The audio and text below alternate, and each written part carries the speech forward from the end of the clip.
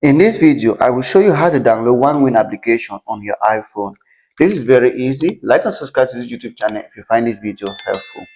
Now, your iPhone device, you go out to your App Store and search for OneWin application.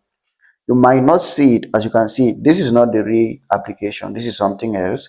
So you search, you're not going to see it. So what do you do if you don't see the application on your App Store? Now, what you have to do is to come over to your Safari. Please use Safari. Now, once you come over to Safari, you're going to search for OneWin application. Once you search for it, you're going to take this first option that says https://onewinpro.cm application. Now, once you click on that, you're going to come over here. Now, you can use any of these options, but it might not work. So you're going to come over to just click on download for iOS. Once you click on download for iOS, this is what is going to happen. It's going to come over to the registration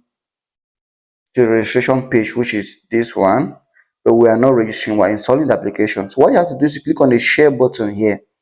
Once you take share button, you click on add to home screen, and from here you can change the name to OneWin or just allow to OneWin, and then you click on done, and the application is going to be installed to your iPhone device.